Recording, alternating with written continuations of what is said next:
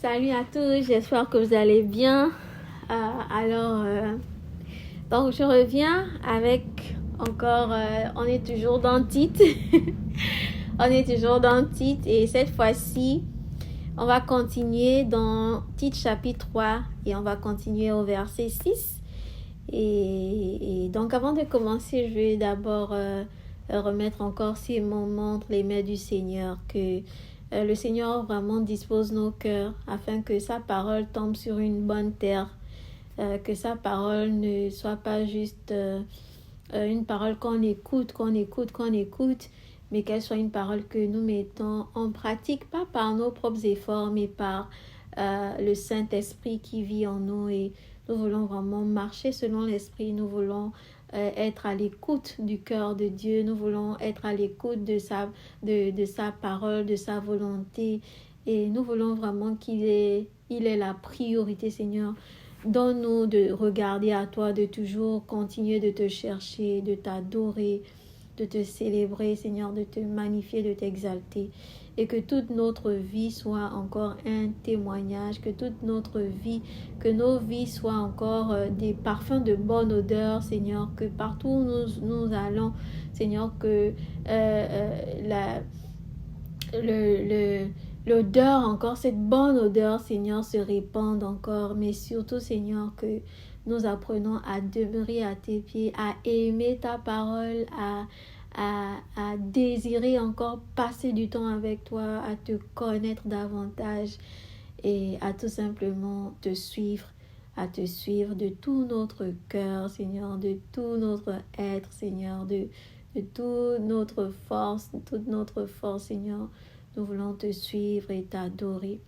Père éternel, conduis-nous, éclaire-nous, révèle-nous ta parole et illumine nos cœurs afin que nous puissions encore grandir dans l'entendement, dans le discernement de ces choses encore. Ô Père, que tu nous révèles et que ton nom soit davantage glorifié et honoré au nom puissant de Jésus-Christ. Je viens de prier. Amen. Donc, on va continuer dans Tite chapitre 3 au verset 6. Je m'étais arrêtée au verset 5, mais bon, c'est juste verset 6, c'est une continuité normalement du verset 5.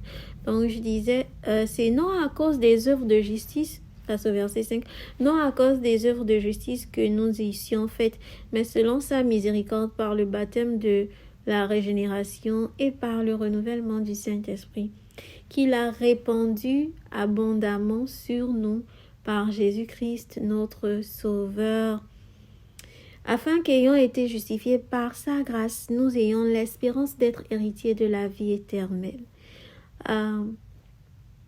Donc, c'est pas comme... Et ce passage-là aussi, c'est vraiment un bon passage pour nous rappeler que c'est pas nos œuvres qui nous ont justifiés devant Dieu. C'est pas nos œuvres de justice, parce que toute notre justice est comme de la boue. Donc c'est pas nos œuvres, mais c'est vraiment comme il a dit, mais c'est par sa miséricorde, c'est selon sa miséricorde. Et aussi et ces choses-là ont été faites par Jésus-Christ. Donc c'est pour ça qu'on dit il y a de salut en aucun autre homme qu'en Jésus-Christ. Donc c'est vraiment qu'en Jésus-Christ, et aussi afin qu'ayant été justifiés par sa grâce, nous ayons l'espérance d'être héritiers de la vie éternelle. Donc on n'est pas justifié par nos œuvres, et ça c'est un passage vraiment qui le démontre bien. Et après il va dire au verset 8, cette parole est certaine et je veux que tu établisses fortement ces choses, afin que ceux qui ont cru en Dieu aient soin de s'appliquer principalement à pratiquer les bonnes œuvres. Voilà les choses qui sont bonnes et utiles aux hommes. Donc on dit que les bonnes œuvres, c'est les choses qui sont bonnes et utiles aux hommes. Mais il dit bien, je vais relire ça, il dit au verset 8 que cette parole est certaine et je veux que tu établisses fortement ces choses. Quelles choses? Les choses qu'il a fait que parler, la sainte doctrine, de ne pas médire des gens, faire preuve de douceur, ne pas être querelleur. Toutes ces choses qu'il a parlé, de la grâce de Dieu qui nous a sauvés, c'est qui nous a justifiés. Toutes ces choses, il dit qu'il faut les établir fortement. Pourquoi? Dans quel but? Afin que ceux qui ont cru en Dieu aient soin de s'appliquer principalement à pratiquer des bonnes œuvres. Dans tout ce qu'on est en train de dire, la sainte doctrine, c'est quoi? Pratiquer les bonnes œuvres. C'est vrai que certaines personnes ne mettent pas trop l'accent sur les bonnes œuvres, mais déjà, il faut savoir que il faut que ça soit clair. Les bonnes œuvres ne nous sauvent pas. Et il a dit ça clairement là. On a lu ça dans le partage précédent. On a dit que les bonnes œuvres ne nous sauvent pas. Mais le fait que on est enseigné dans la Sainte Doctrine, le fait que on est dans ces choses que Dieu veut, la piété, la justice, ça nous emmène à pratiquer les bonnes œuvres. Et il dit, ce sont les choses qui sont bonnes et utiles aux hommes. Ça, ce sont des choses qui sont bonnes et utiles aux hommes. Pratiquer les bonnes œuvres. Voilà. S'appliquer principalement à pratiquer les bonnes œuvres. C'est ce qui est bon et utile aux hommes. C'est pas de se quereller, c'est pas de médire des gens, c'est pas d'aller, se disputer avec les gens. Non, non, non. Les bonnes œuvres. Et il dit, mais reprime les questions folles, les généalogies, les contestations et les disputes touchant la loi, car elles sont inutiles et vaines. Donc, on voit qu'il met en exergue deux réalités différentes. Il y a des bonnes œuvres, voilà, les choses qui sont bonnes et utiles aux hommes. Et il y a des choses qui sont inutiles et vaines. C'est quoi? Les questions folles, les généalogies, les contestations et les disputes touchant la loi. Donc, comme il a dit, tout ce qui concerne se disputer sur la loi, aller dans les généalogies qui ne servent à rien, qui n'édifient pas, les disputes, on se dispute sur la loi. Oh non, tel a dit, oh Moïse, non. Il dit non, ça, ce sont des choses inutiles et vaines. Là, il ne parle pas de dire que non, il ne faut pas défendre la sainte doctrine. Il ne faut pas défendre parce qu'on a vu quand même que les leaders sont appelés ils étaient appelés à défendre, à exhorter. Voilà, selon la sainte doctrine. À fermer la bouche, voilà, c'est ce qu'on dit. À fermer la bouche parce qu'il faut fermer la bouche à ceux qui contredisent, qui veulent contredire à ceux qui veulent contredire, ce qui est enseigné, l'instruction du Seigneur. On doit les fermer la bouche. Mais comme on a dit, on les ferme la bouche quand on est dans la parole, quand on transmet fidèlement l'enseignement du Seigneur. On ferme la bouche à ceux qui n'ont pas la parole de Dieu. Et donc, il dit ici que, mais reprime les questions folles, les généalogies, les contestations et les disputes touchant la loi, car elles sont inutiles et vaines. Donc, il faut les reprimer.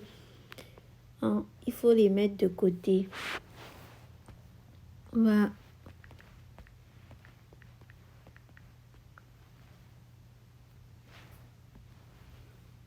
Voilà, il faut reprimer, il faut empêcher, il faut empêcher, reprimer, il faut sévir, il faut stopper. Voilà, donc stopper. Quand il dit reprime les questions folles, il faut stopper les questions folles. Les généalogies, les contestations, les disputes touchant la loi, elles sont inutiles et vaines. Donc, s'il y a quelqu'un qui te pose des questions qui sont folles, qui n'ont pas de sens, tu sens que cette personne vient vraiment, c'est juste les disputes ou bien, on ne dit pas il faut redresser, bien sûr. Si quelqu'un ne comprend pas quelque chose, tu redresses vraiment, tu reprends. Mais s'il y a des questions folles qui sont inutiles et vaines, tu les stops. Tu dis non, ça c'est pas la loi, ça c'est pas la doctrine du Seigneur, faut arrêter et tout et tout. En fait, tu mets un stop quoi, comme ça au moins les gens ne s'égarent pas. Et c'est très important. Donc voici une autorité en fait que les gens doivent exercer, une fermeté que les gens doivent exercer, mais qu'on n'exerce pas souvent en fait. On va laisser les gens aller dans toutes sortes de dérives et puis après on va tolérer ça, alors que non, il dit qu'il faut stopper ça, faut pas permettre ces choses, les disputes touchant la loi, les généalogies, les questions folles, il dit qu'il faut stopper ça en fait. Et je crois que c'est quand même un aspect en fait qu'on doit beaucoup vraiment encore grandir dans ces choses-là, parce que c'est encore assez fréquent de voir les gens s'adonner à ce genre de choses, des débats, disputes et tout ça. Pas pour s'édifier, mais vraiment pour disputer sur la loi, alors qu'on dit que non, c'est pas ce sont des choses inutiles, ce sont des choses vaines. On doit se concentrer sur la saine doctrine, on doit se concentrer sur le fait d'inciter, d'exhorter les gens à demeurer dans la piété, à vivre dans la piété, à s'éloigner. C'est ça la saine doctrine. Le reste là, ce sont des ajouts. Et donc, et il dit au verset 10, évite l'homme hérétique après l'avoir averti une première et une seconde fois. Et ça, c'est vraiment quelque chose que il faut pas comprendre les choses parce que bien vrai que dans un partage précédent, j'ai parlé de la douceur, mais la douceur n'exclut pas la fermeté. Donc, tu peux être ferme, mais être rempli de douceur.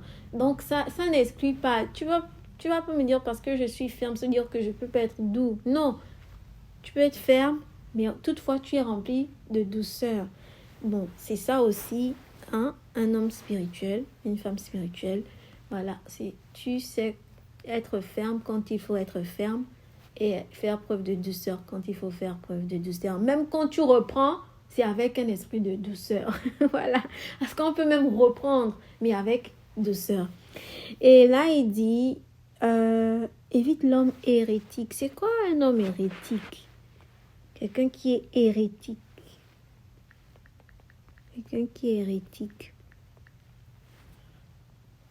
Voilà.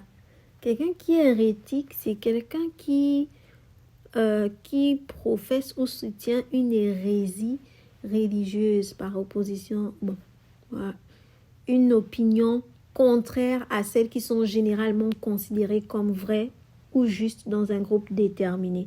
Donc en fait, l'hérétique ici, c'est celui qui s'oppose, je peux dire de manière simple, c'est celui qui s'oppose aux instructions laissées par le Seigneur, par les apôtres. C'est celui qui s'oppose à la saine doctrine. Je veux juste utiliser le mot saine doctrine parce que c'est ce qui est utilisé dans la Bible et c'est ce dont il s'agit ici. On dit évite. On n'a pas dit essaye de parler avec lui. Non, ou bien de parler avec elle. Non. On n'est pas là pour tomber dans les flatteries. Évite l'homme hérétique. Quelqu'un que tu sais que cette personne, j'ai averti une fois. J'ai dit non, ça, c'est pas la voie.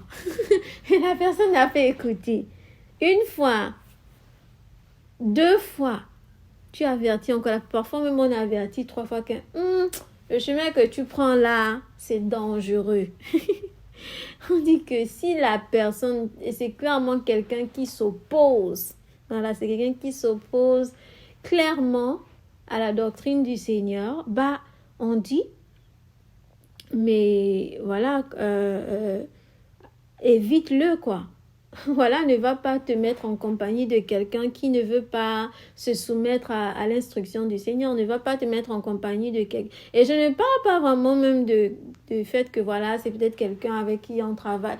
Ou bien je sais, non, c'est vraiment quelqu'un qui se dit frère, quelqu'un qui se dit frère, parce que c'est ce que la parole de Dieu dit, quelqu'un qui se dit frère ou quelqu'un qui se dit sœur, mais qui a tendance, qui vient avec quelque chose qui est contraire à la sainte parole du Seigneur Jésus-Christ, on dit évite en fait.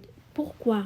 Sachant qu'un tel homme est perverti et qu'il pêche étant condamné par lui-même. Donc il est perverti et c'est d'ailleurs peut-être pourquoi même si tu essaies de reprendre cette personne, peut-être la personne ne va même pas t'écouter parce que la personne est déjà pervertie, corrompue dans son entendement. Donc c'est pas de la blague, c'est vraiment important de faire attention à ces choses. Si le Seigneur dit non, si quelqu'un est dans son erreur, voilà, si la personne insiste, il vaut mieux éviter cette personne et c'est ce que Dieu dit. Donc, Dieu, il sait mieux que nous, on n'est pas plus bon que lui. C'est lui qui a donné son fils unique. Nous, on n'a donné personne. Donc, c'est lui qui sait mieux toutes choses. Et quand il dit quelque chose, il vaut mieux écouter. Parfois, on pense qu'on est plus juste ou bien on est plus bon que lui. On est plus miséricordieux. Non. Il faut faire preuve de sagesse. Il faut faire preuve de discernement. Il faut vraiment que le Seigneur nous éduque, en fait, pour qu'on sache que là, ça, c'est ce que le Seigneur veut. Je m'en tiens à ce que le Seigneur veut. S'il dit non, c'est non. S'il dit oui, c'est oui. Verset 12, il dit, « Lorsque je t'aurai envoyé Artémas ou Tychik à toi de venir me voir à Nicopolis, car j'ai résolu d'y passer l'hiver. Fais conduire avec soin Zénas, docteur de la loi, et Apollos, en sorte que rien ne leur manque, et que nos frères apprennent aussi à s'appliquer, principalement à faire de bonnes œuvres. » Donc, on voit qu'il parle de bonnes œuvres, mais ces bonnes œuvres-là, il insiste que nos frères apprennent aussi à s'appliquer, principalement à faire de bonnes œuvres pour les usages nécessaires, afin qu'ils ne demeurent pas sans fruit. Donc, c'est important. Il y a des gens qui sont secs, il n'y a pas de fruits, mais tu dis que tu ne portes pas du fruit, mais comment tu vas porter du fruit si tu ne demeures pas dans le Seigneur? Et si tu ne t'appliques pas à faire des bonnes œuvres, on dit de s'appliquer à faire des bonnes œuvres. Voilà, donc c'est quelque chose qui nous permet aussi de porter du fruit. Voilà, s'appliquer à faire des bonnes œuvres pour les usages nécessaires. Donc, c'est important les bonnes œuvres. Bon, je veux pas aller forcément en détail dans les bonnes œuvres, mais si vous allez dans la parole de Dieu, quand même, vous allez voir qu'il y a des bonnes œuvres partout. Par exemple, même le fait, par exemple, de prendre soin, voilà, des frères et des sœurs, bon, des croyants, voilà, participer peut-être même financièrement ou bien d'une manière autre, hein, on est en train de faire une bonne œuvre. Voilà. Après, on parle aussi des bonnes œuvres, des œuvres prévues d'avance. On parle beaucoup des bonnes œuvres et je crois que il y a aussi avant d'aller dans Timothée, je vais finir ça. Après, il dit, tous ceux qui sont avec moi te saluent, salue ceux qui nous aiment dans la foi.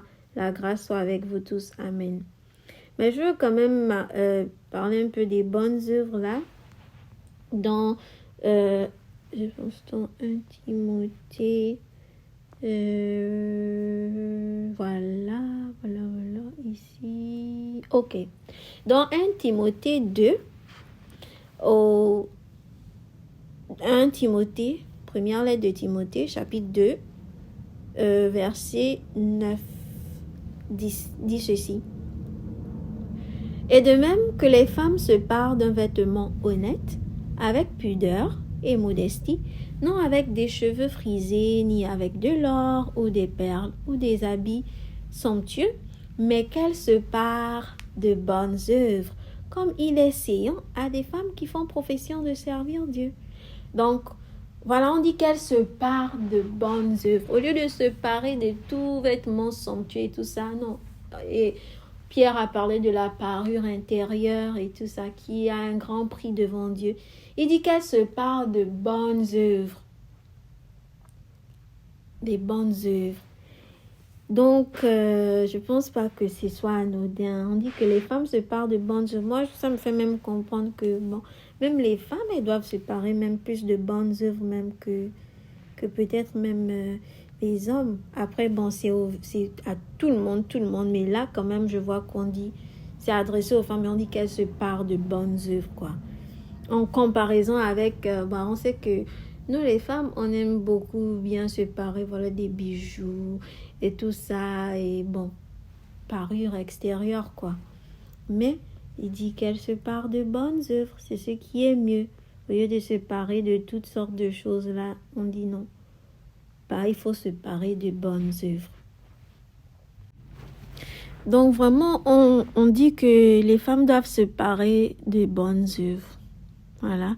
Et aussi, ça me fait penser à Apocalypse 19, verset 8, qui parle en fait de... on parle de... Dans Apocalypse 19, verset 7 à 8, ça dit « Réjouissons-nous et faisons éclater notre joie et donnons-lui gloire, car les noces de l'agneau sont venues et son épouse s'est parée. Et il lui a été donné de se vêtir de fin lin, pur et éclatant, car ce fin lin, ce sont les justices des saints. » Bon, il y a une version qui dit pas justice des saints, mais il y a d'autres versions disent que ce sont 19.8. Ça dit, l'autre version dit, seul l'un représente le statut des membres du peuple saint déclaré juste.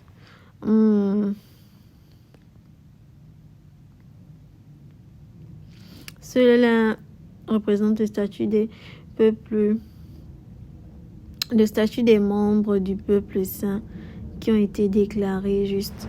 Mais la version Louis II dit...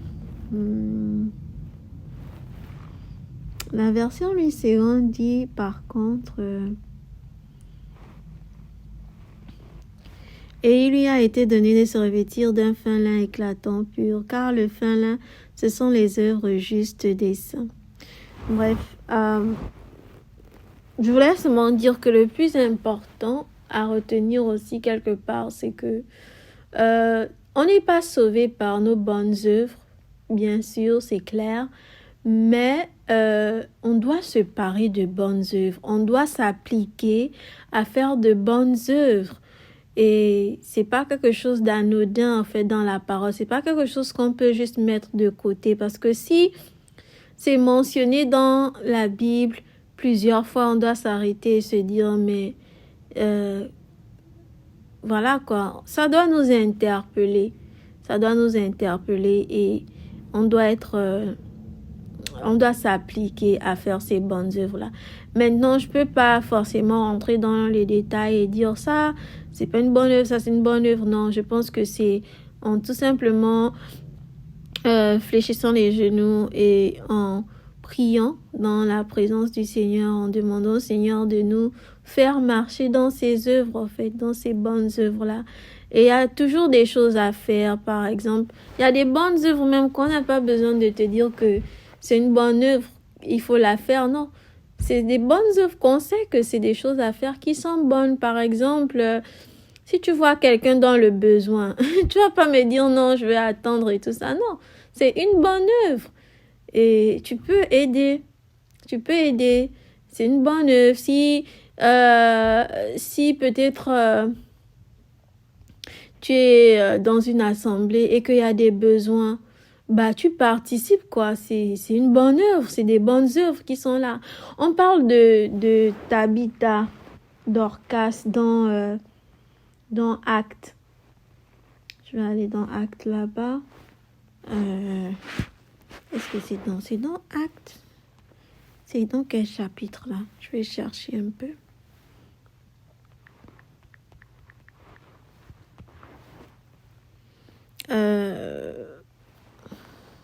Actes chapitre 9,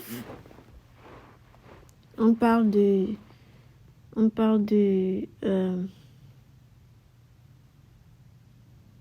Dorcas. Actes chapitre 9 et verset 36, on dit que il y avait une femme il y avait aussi à Jopé une certaine femme qui était des disciples, nommée Tabitha, c'est-à-dire en grec Dorcas, laquelle était remplie de bonnes œuvres et qui faisait beaucoup de monde. Donc, il y a des exemples de bonnes œuvres, tu vois. Elle tomba malade en ce temps-là et elle mourut. Et après l'avoir lavée, ils la mirent dans une chambre haute. Et comme Lyde était près de Jopé, les disciples ayant appris que Pierre y était, ils envoyèrent vers lui 2 hommes pour le prier de venir chez eux sans tarder. Donc on dit qu'elle était remplie de bonnes œuvres et elle faisait beaucoup d'aumônes. Donc elle prenait soin des pauvres. C'est ça le monde, c'est prendre soin des pauvres.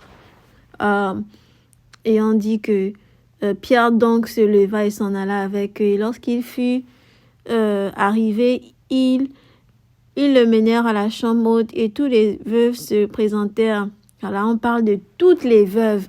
Donc, c'est-à-dire qu'elle ne prenait pas seulement soin des pauvres. Hein. Elle ne faisait pas seulement le monde.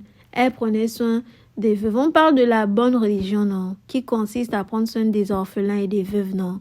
Et aussi de s'éloigner des souillures du monde. C'est dans Jacques. Et c'est dans Jacques chapitre 1. Je n'ai pas le verset exact, mais c'est dans Jacques. C'est ça, on dit la pure et vraie religion, c'est ça. Consiste à prendre soin des orphelins et des veuves et s'éloigner des souillures du monde. Mais on dit que Tabitha là, ou encore Dorcas, voilà, les veuves étaient venues quand Pierre est venu. Voilà, on l'a emmené dans la chambre haute et les veuves se présentèrent à lui en pleurant, en lui montrant combien Dorcas faisait de robes et d'habits lorsqu'elle était avec elle. Donc, lorsque Dorcas vivait et qu'elle était avec les veuves là, elle faisait des habits pour ses veuves. Donc, ne me dites pas que on est limité dans les bonnes œuvres. Il y a tellement de bonnes œuvres. Prendre soin des pauvres. Prendre soin des veuves, prendre soin des orphelins, utiliser ce qu'on a à mettre à la disposition de ceux qui sont dans le besoin. C'est ça les bonnes œuvres. Pour qu'ils glorifient le Seigneur. Voici des femmes qui pleuraient.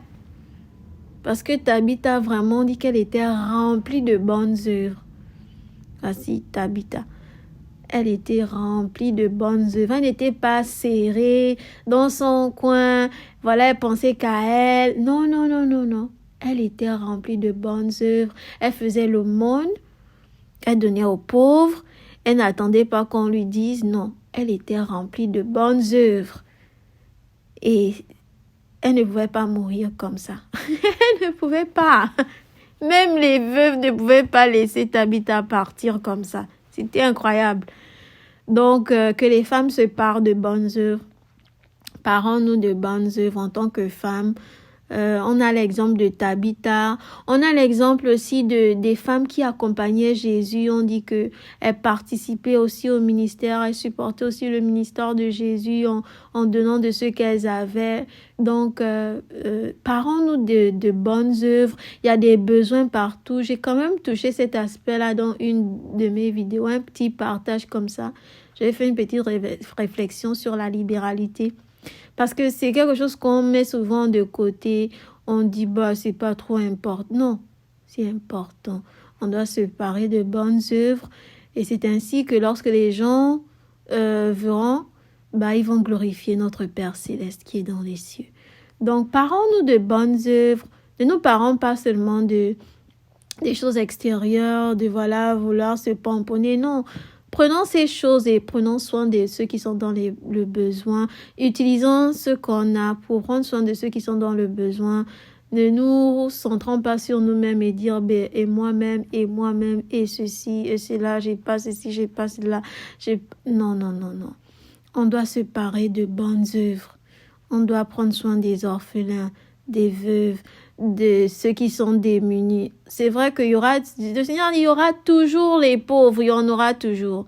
Mais comme il y en aura toujours, ça veut dire qu'il y a aussi possibilité de se parer encore plus de bonnes œuvres. Parce qu'il y en aura toujours. Donc, on ne peut pas dire que non, là, vraiment, je peux pas prendre soin des pauvres, ou bien, non, il y en aura toujours, il y a toujours des gens qui sont dans le besoin. Regardons autour de nous. Et je vais prier pour que le Seigneur ouvre nos yeux pour voir les besoins autour de nous. Parce que souvent, Père, on est souvent centré sur nous-mêmes. On regarde à nos besoins. On dit, j'ai pas ceci, j'ai pas cela. Alors que parfois, on n'a pas besoin d'avoir beaucoup pour aider ceux qui sont autour de nous. Il suffit juste que notre cœur soit disposé. Et Seigneur, tu peux encore nous utiliser pour aider, pour redonner de l'espoir, pour conforter, pour consoler, même si ce n'est pas financièrement. Mais le peu qu'on a, Seigneur, on peut toujours partager avec ceux qui n'en ont pas. On peut toujours donner, Seigneur. Il y a plus de joie à donner qu'à recevoir. Même quand on attend des autres, quand on se replie sur nous-mêmes, Seigneur, on est malheureux. Mais lorsqu'on donne sa vie, on donne son temps, lorsque, Seigneur, on se met à la disposition des autres, on est plus heureux. Même si on ne reçoit rien en retour, parce que c'est tout simplement ton esprit qui nous conduit, Seigneur, dans ces bonnes choses, Seigneur, que tu as préparées d'avance pour nous. Il y a tellement de besoins autour de nous, Seigneur, que nous ne soyons pas avares, égoïstes, imbus de nous-mêmes, repliés sur nous-mêmes, que nous ne soyons pas tout simplement amoureux de nous-mêmes, mais Seigneur, que nous nous donnons davantage, que nous perdons nos vies, Seigneur, que nous laissons vraiment, Seigneur, si nous sommes morts en toi, Seigneur, que ta vie, cette vie nouvelle se manifeste pleinement et que nous ne nous lassons pas de faire du bien autour de nous, que nous ne nous lassons pas d'aider, de venir en aide, Seigneur, de nous mettre en peine pour les autres, Seigneur, surtout dans la mesure que tu nous donnes aussi, Seigneur, pas au-delà de ce que tu nous as donné, mais dans la mesure que tu nous as donné, que nous n'hésitons pas, Seigneur, à faire du bien autour de nous, à redonner de l'espoir, à encourager, à reconforter, à consoler, Seigneur, à prendre soin du malheureux, à prendre soin de celui qui n'a pas. Et surtout, Seigneur, aussi d'apporter la parole de vie, la parole éternelle, Seigneur, la parole qui change, qui transforme, Seigneur. L'évangile encore, Seigneur, par-dessus tout, que tu nous donnes, Seigneur, de ne rien manquer, mais vraiment de te servir, Seigneur, avec tout ce que tu nous as donné, sans rien mettre de côté, mais d'utiliser vraiment tout ce que tu nous as donné, Papa, pour te glorifier, pour t'honorer, et que, Seigneur, le monde sache que tu es la véritable lumière qui est venue dans le monde pour nous sauver, pour nous réconcilier au Père, afin que nous ayons la vie éternelle par toi, Jésus-Christ, qui est encore le seul et l'unique et le véritable. Et Seigneur, c'est toi que nous voulons tout simplement adorer, ô Seigneur, jusqu'à la fin de nos jours, que tu ouvres les yeux de nos cœurs encore, Père, pour que nous puissions t'honorer, pour que nous puissions encore manifester ta vie autour de nous. Et c'est dans le nom puissant de Jésus-Christ que je viens de prier. Amen, Seigneur. Merci pour ta bonté.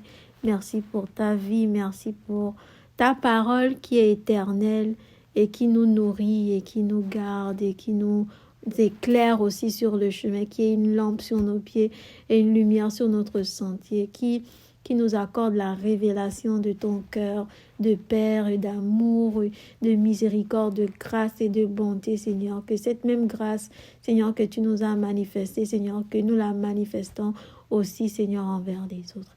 Et que ton nom soit béni au siècle des siècles. Amen.